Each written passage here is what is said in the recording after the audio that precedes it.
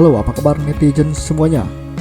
Apa kalian pernah mendengar berita viral yang menjadikan ayam sebagai pemuas nafsu bejat seorang lelaki?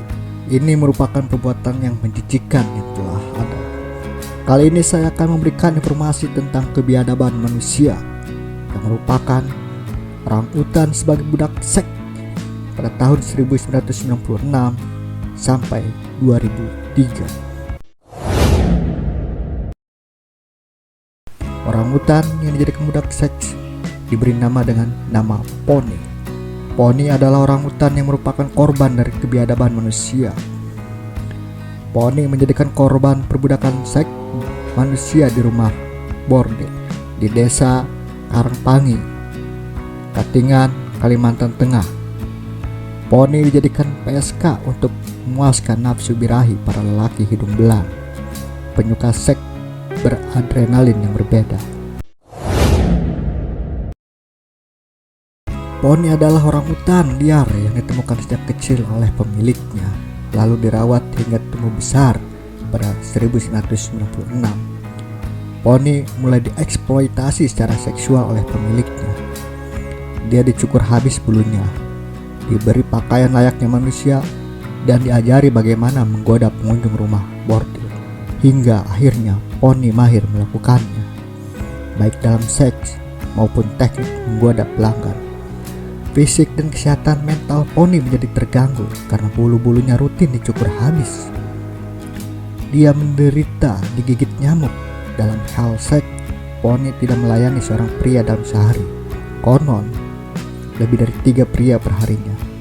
Kisah pilu Pony akhirnya menggemparkan Indonesia dan dunia pada awal dekade 2000-an.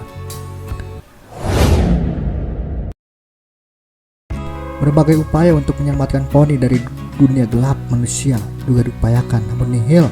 Akhirnya pada tahun 2003, setelah mediasi yang alot dan berbelit-belit, bukan hanya majikan Pony yang menolak Pony diselamatkan, namun banyak pria di desa melarang Pony diselamatkan. Alasannya karena tidak melecehkan perempuan dalam bentuk manusia, dan dievakuasi ke pusat rehabilitasi Nyaru Menteng, Palangkaraya, Kalimantan Tengah.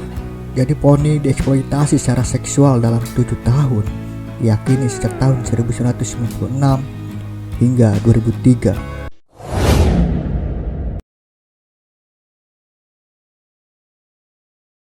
Apakah penderitaan Pony telah berakhir dan merdeka seutuhnya? Ternyata belum, karena dieksploitasi secara seksual menyebabkan mental Pony rusak.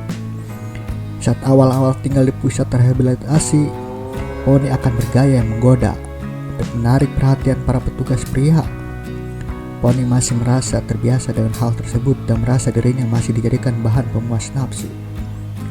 Contohnya saja, Pony akan menari seperti berputar atau menirukan gerakan manusia untuk menggoda seperti apa yang pernah diajarkan majikannya kala dulu. Pony juga sulit bergaul dengan orangutan lain karena sudah terbiasa hidup di lingkungan manusia dan tertutup. Bahkan Pony ketakutan kalau didekati oleh orangutan jantan dan enggan dikawini. Rasa traumatiknya juga berlanjut hingga sekarang. Mantan majikan Pony pernah mengunjungi setelah sekian tahun, dan apa yang terjadi? Pony shock saat melihat mantan majikannya tiba-tiba BAB tak terkontrol dan ketakutan. Pony juga gagal dilepas diliarkan ke dalam alam bebas. Pernah dicoba dilepas di alam liar, tapi pada Juli 2010 Pony dikembalikan ke pusat rehabilitas Menteng. Kemudian pada bulan Juni 2013 Pony kembali dilepas diliarkan di Pulau Kaja. Pony berhasil beradaptasi hidup selayaknya orangutan lain di alam liar. Namun pada Agustus 2014 dipulangkan ke pusat rehabilitasi Nyaru Menteng.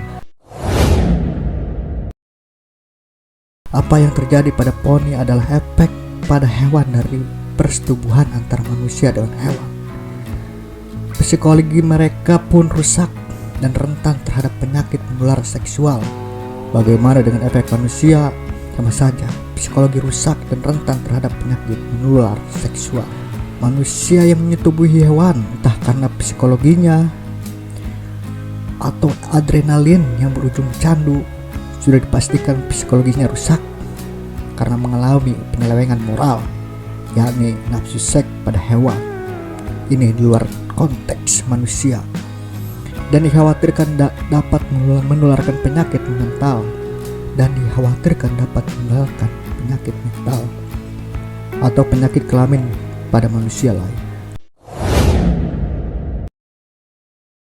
Penderitaan poni adalah bukti nyata bahwasannya manusia bisa berbuat sangat rusak demi menjaga martabat perempuan dengan mudahnya menimbulkan kebebasan hidup makhluk lainnya untuk memuaskan nafsu. Kisah ini merupakan kisah kelam yang pernah ada.